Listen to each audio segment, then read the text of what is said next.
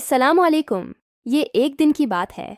एक खूबसूरत गांव में दो पक्के दोस्त रहते थे, अहमद और ज़ैद। अहमद बहुत समझदार था और ज़ैद बहुत खुश मिजाज। दोनों हर वक्त साथ खेलते, साथ पढ़ते, साथ हंसते और कभी कभी साथ साथ शरारतें भी करते। एक दिन अहमद और ज़ैद ने फैसला किया कि वो करीबी जंगल में जाकर खूबसूरत परिंदों को देखेंगे। उन्होंने अपनी छोटी सी प्यारी थैलियाँ तैयार कीं, पानी की बोतलें रखीं और अल्लाह का नाम लेकर रवाना हो गए। जंगल बहुत हरा भरा और खूबसूरत था। तितलियां उड़ रही थीं, परिंदे चहचहा रहे थे और फूल मुस्कुरा रहे थे। चलते चलते अचानक उनके सामने एक नदी आ गई। नदी में पानी तेज बह रहा था। ज़ैद थोड़ा सा घबरा गया। इसने कहा, अहमद, मैं डर रहा हूँ, मैं ये नदी कैसे पार करूँगा? अहमद ने मुस्कुराकर कहा, फिक्र न करो दोस्त, हम साथ हैं।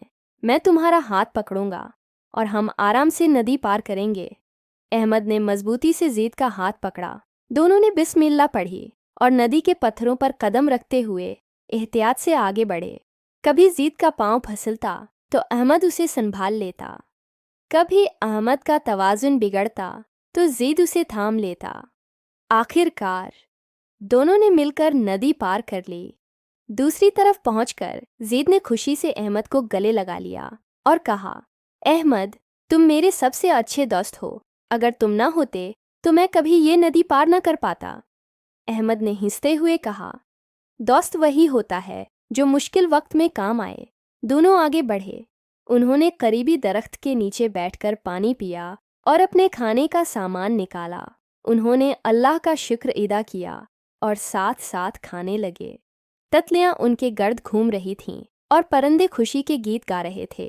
खाने के बाद ज़ैद ने कहा, अहमद, हमें हमेशा एक दूसरे का साथ देना चाहिए, चाहे खुशी हो या मुश्किल। अहमद ने हंसते हुए कहा, इंशाअल्लाह, सच्चा दोस्त हमेशा साथ देता है। इसी तरह अहमद और ज़ैद अपनी दोस्ती की एक और खूबसूरत याद लेकर घर वापस आ गए और इस दिन के बाद उनकी दोस्ती और भी मजबूत हो गई, क्योंकि वो जान चुके थे कि सच्चा दोस्त वही है जो खुशी में भी साथ हो और मुश्किल में भी हाथ पकड़ ले। मुझे उम्मीद है आपको ये कहानी पसंद आई होगी और मुझे हौसला होगा कि मैं आपके लिए और भी कहानियाँ सुनाऊं, ताकि आप हमेशा अल्लाह की याद में रहेंगे।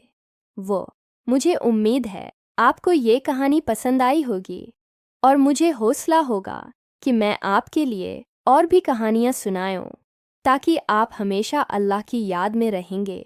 वालेकुम सलाम।